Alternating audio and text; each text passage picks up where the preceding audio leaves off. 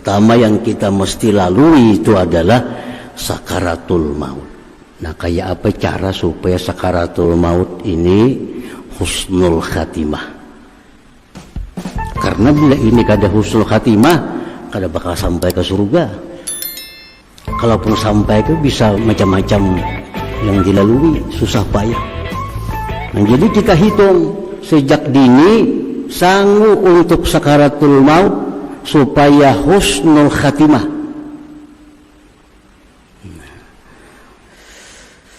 Bagaimana Rasulullah sallallahu alaihi wasallam mengajarkan kepada kita? Ujar Nabi kita, kematian itu sesuatu yang sangat sulit. Sakitnya mati itu komplit rohani dan jasmani. Nah, itu sakitnya mati.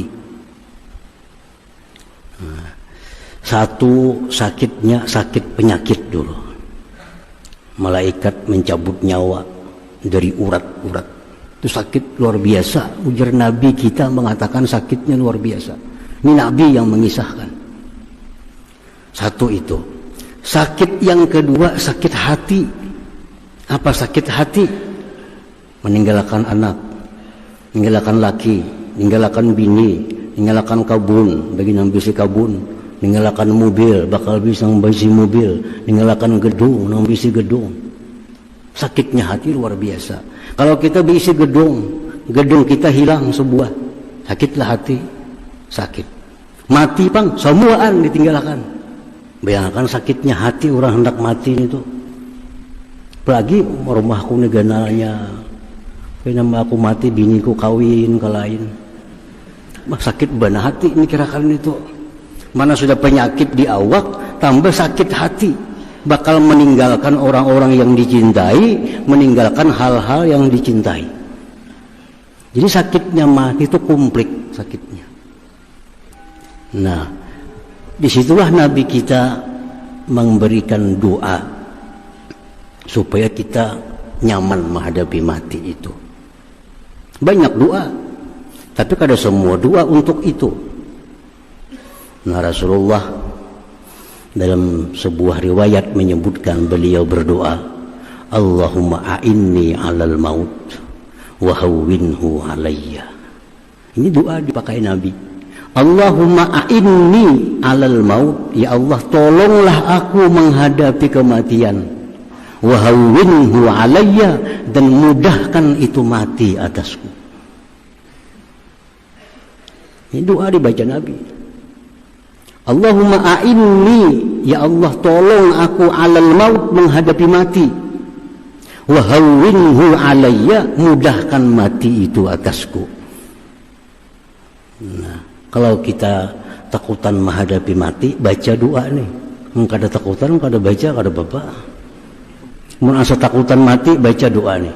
Allahumma a'inni 'alal maut wa hawwinhu 'alayya. Kada bisa bahasa Arab, bahasa Indonesia. Ya Allah, tolonglah aku menghadapi kematian dan mudahkan itu kematian atasku. Nah, itu doa. Yang kedua, menghadapi sakaratul maut itu, ujar Nabi kita, akhbarani Jibril, aku dikabarkan oleh Jibril, anna la ilaha illallah unsul muslim inda mautih, bahwa la ilaha illallah teman penghibur kita waktu kita mati. Jadi dua itu sekada-kadanya persiapan kita yang kita perhitungkan sejak sekarang untuk menghadapi sakaratul maut itu. Pertama doa, yang kedua perbanyak la ilaha illallah.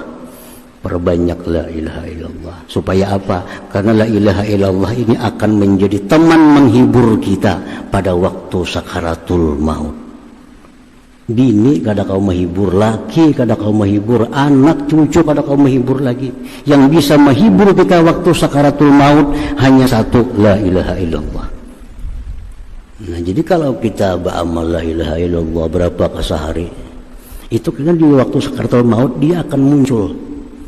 menjadi penghibur kita, penentram hati kita menghadapi malaikat maut itu. Nah, jadi ini bekal yang mesti kita siapkan untuk menghadapi kematian. Yang kedua yang mesti kita hadapi, mesti kita jumpai,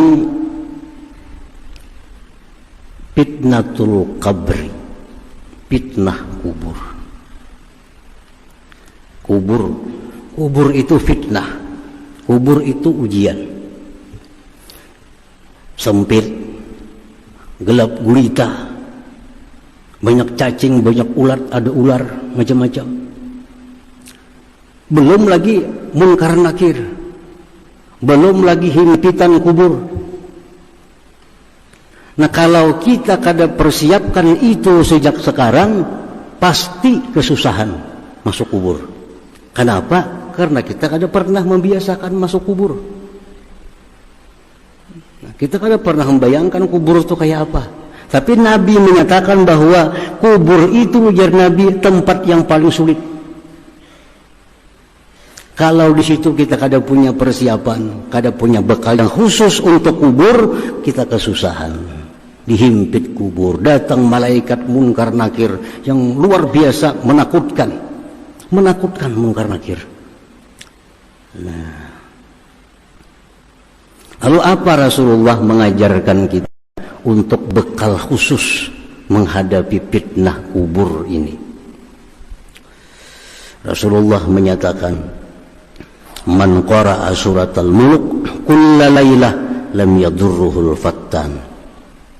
Siapa-siapa yang membaca surah muluk tabarak tiap-tiap malam, dia akan selamat dari fitnah kubur. Nah, baca surah tabarak kulla lailah, tiap-tiap malam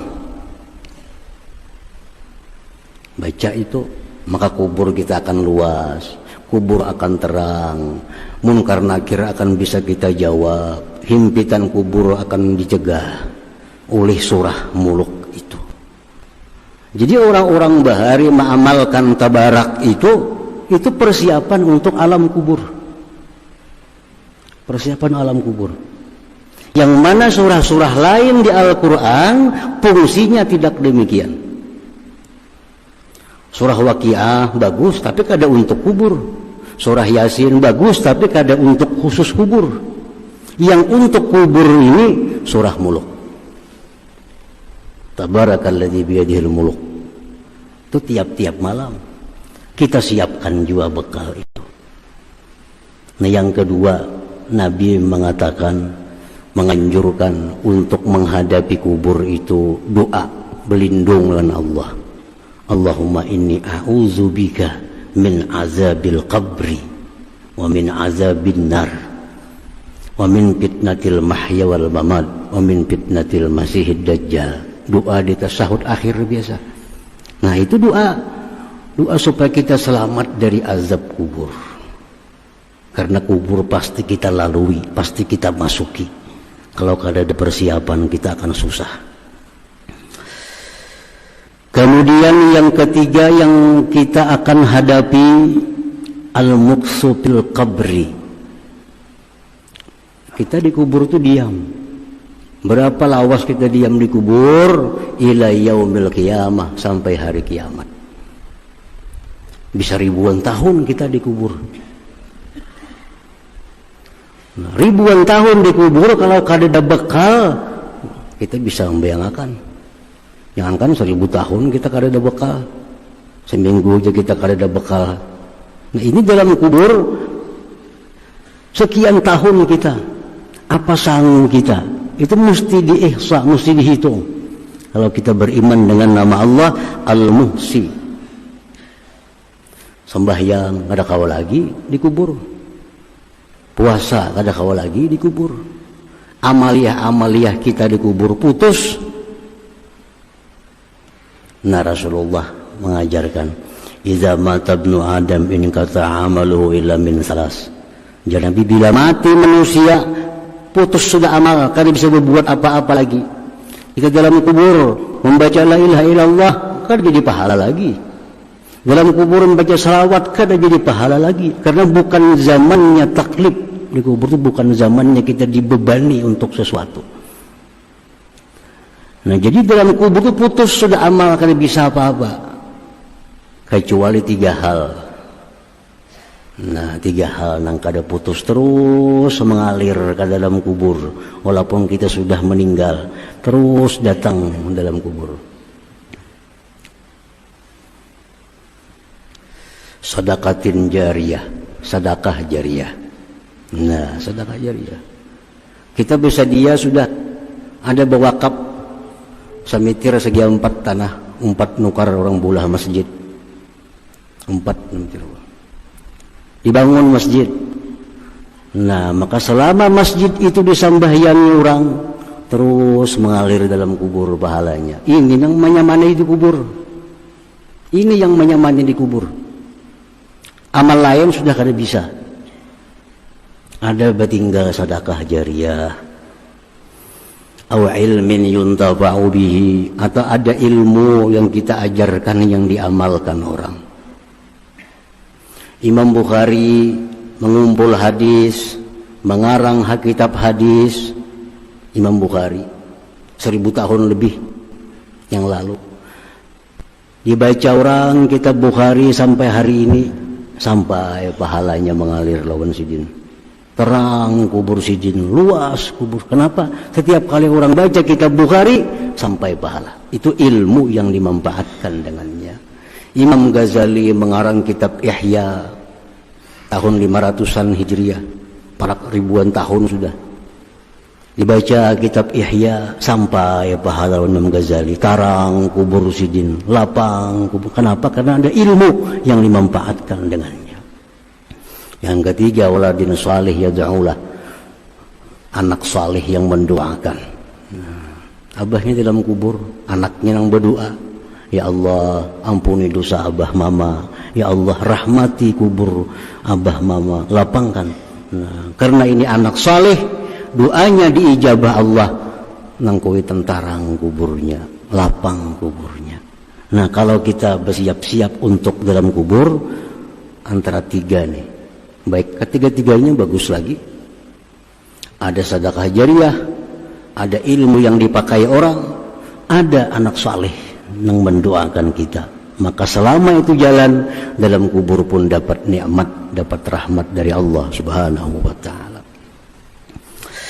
Yang keempat yang pasti kita lalui menuju surga itu adalah mahsyar, lapangan berhimpunnya seluruh makhluk manusia dari Adam sampai hari kiamat kumpul. Nah, mahsyar. Di situ kada ada warung.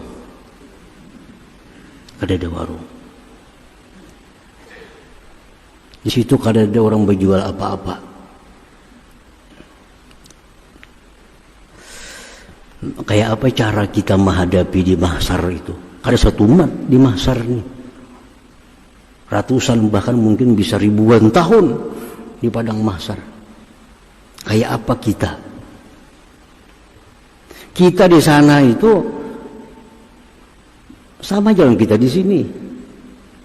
Berasa, melihat, mendengar. Cuma pindah tempat. Kita di dunia sakit, dikibit. Di padang mahsyar bang gak enak, sakit juga dikibit. Kada ada bedanya. Walaupun belain lawan di sini kada. Kita di sini makan kanyang, di padang mahsyar bang makan kanyang juga. Kita di sini haus, padang mahsyar haus juga, sama. Cuma tempatnya aja beda. Kitanya kita ini nih bang orangnya. Nah, kalaupun kita lain kita, kada kita orangnya.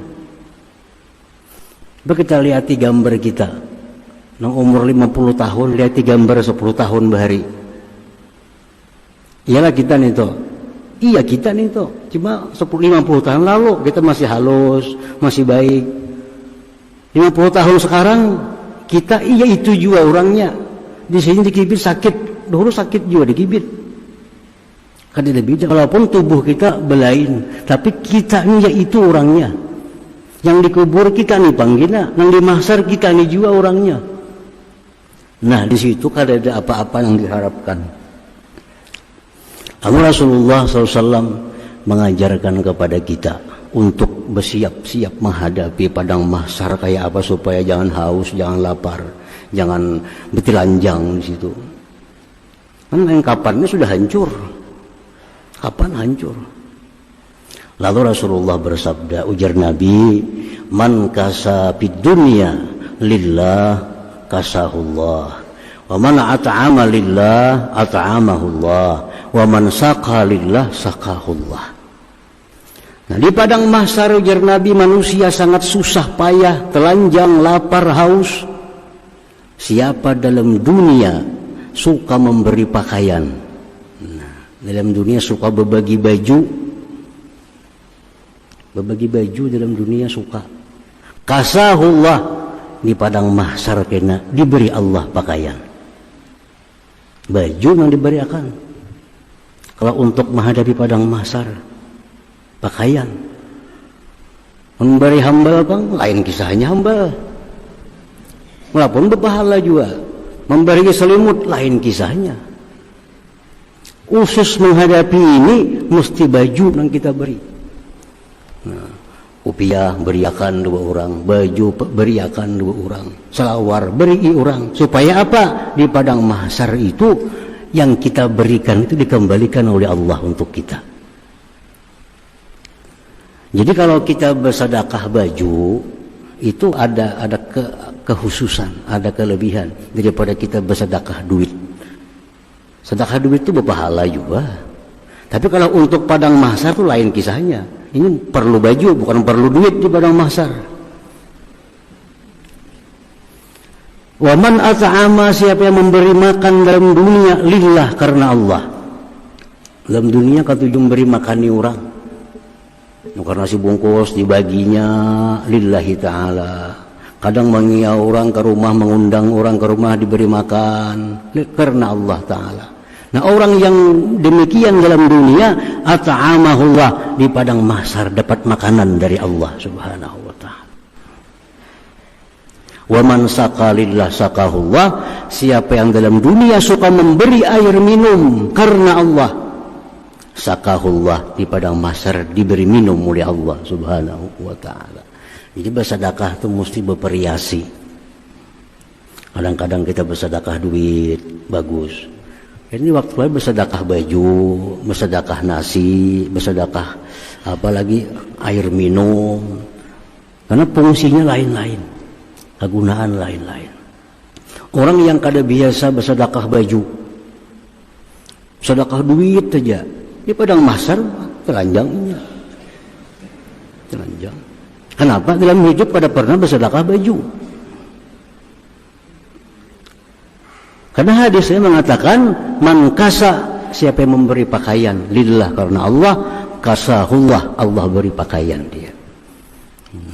Pada hari raya sedekah baju, dipilih-pilih waktunya. Nah, itu untuk menghadapi padang mahsyar. Kemudian yang kelima yang pasti kita lalui sebelum masuk surga, al-hisab, dihitung.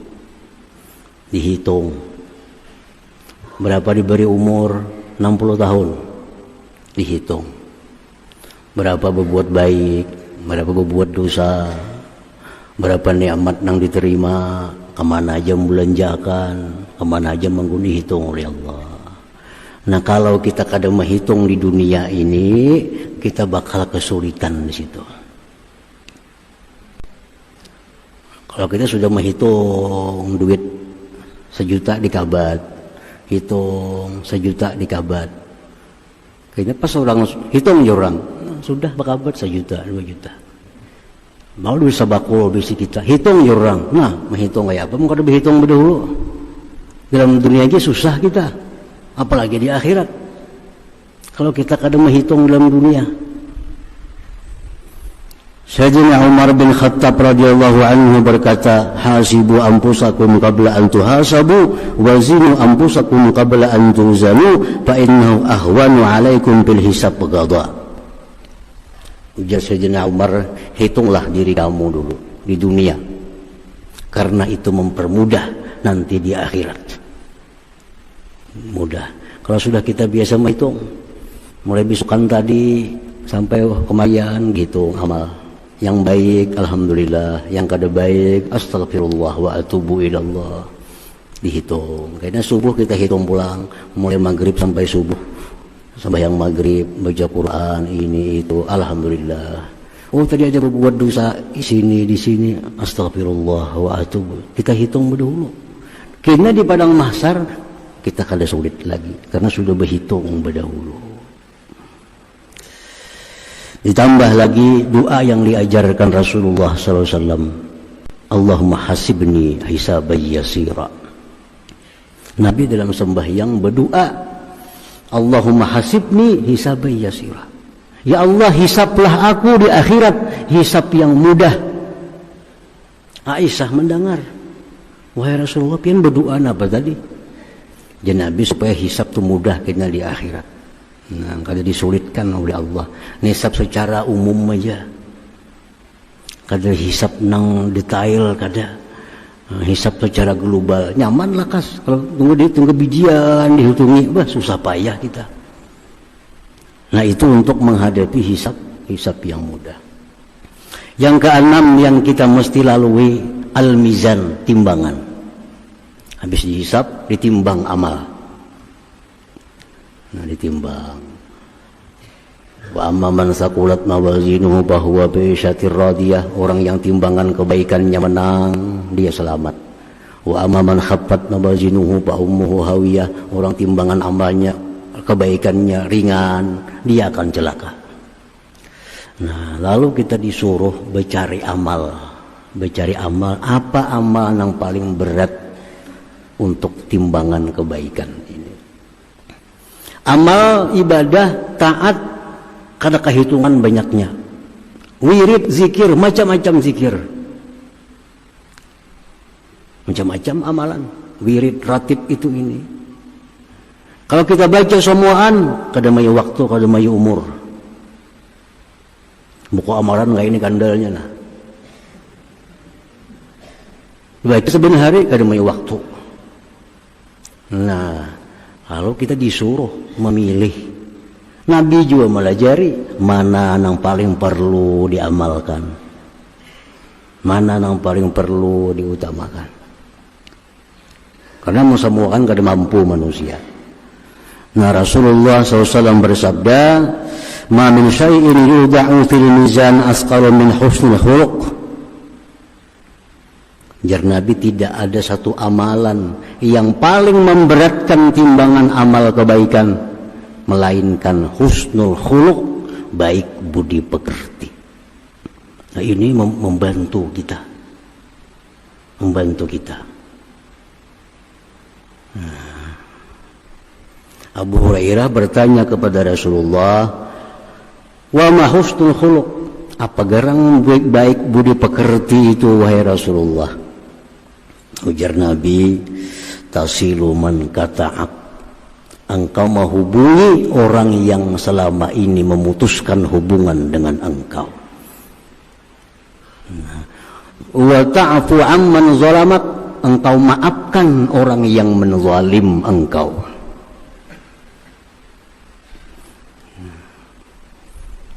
Kita memaafkan orang yang menzalim kita. Orang pernah menampiling kita, atau orang pernah mengambil harta kita, kita maafkan. Ini pahalanya nih jauh lebih besar daripada sembahyang sunat semalaman suntuk. Mulai isya sampai subuh ini pasahaparna orang bayang. Pahalanya berpahala. Tapi mana kena ganalnya, mana beratnya di timbangan lawan kita memaafkan kepada orang yang pernah zalim kepada kita. Ganal itu, besar itu pahalanya.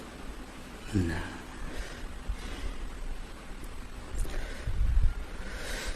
Wa tu'ti man haramak, dan memberi orang yang kada pernah memberi engkau. Itu ganal pahalanya, membantu untuk timbangan amal kebaikan. Inya ni mau tempe di warung ada sombi hari minum kita. Padahalnya orang sugih, taimbai makan di warung kada pernah membiarkan kita makan. Iya, kalau kita masuk baik akhlak, orangnya seumur ini so bayari aku makan nih, hari ininya aku bayari akan. Jam berapa makan? Bayari. Padahalnya kada pernah berbuat baik lawan kita. Nah tapi kita bayari makannya, itu namanya wa tu'ti man haramak. Nah pahalanya itu sembahyang 1000 rakaat masih tinggi sebungkus nasi dibayari orang nang kada pernah nang memberi kita makan itu. Nah ini memberatkan timbangan amal.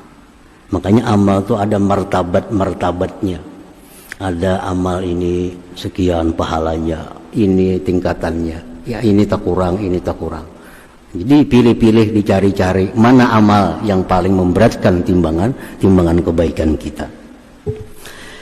Para muhibbin rahimakumullah, sesudah ditimbang amal terakhir, bila selamat di sini surga dah, sirat titian siratal mustaqim. Bila kawan barang selamat dah, bila gugur ke neraka. Nah, ini persiapan akhir. Rasulullah SAW bersabda, ujar Nabi, asbatukum ala sirat asyaddukum hubban li ahli baiti wa ashabi. Orang yang paling selamat di titian itu orang yang sangat cinta kepada keluargaku dan sahabat-sahabatku. Makin kita cinta kepada keluarga Nabi, zuriat Nabi, makin kita cinta kepada sahabat Nabi, makin kuat pijakan kita di siratal mustaqim, kada akan tergelincir ke sana. Itu salah satu sangu kita untuk supaya selamat bisa menyeberang titian siratal mustaqim. Nah, sampai nyebarang dah surga sudah, surga. Nah, para muhibbin rahimakumullah. Jadi kalau kita beriman kepada nama Allah Al-Muhsi, kita mesti menghitung bekal kita di akhirat sesuai dengan tahapan-tahapan kita tadi, sesuai dengan apa-apa yang diperlukan dalam tahapan-tahapan itu. Kalau kita bersedia dalam dunia dengan sesuai demikian tadi, kita akan mulus sampai ke dalam surga dan ridha Allah Subhanahu wa ta'ala. Nah, kemudian 59 Al-Mubdi'u ya hadratin Nabi sallallahu alaihi wasallam. Al-Fatihah. Iyyaka na'budu wa iyyaka nasta'in. Shiratal mustaqim. Shiratal ladzina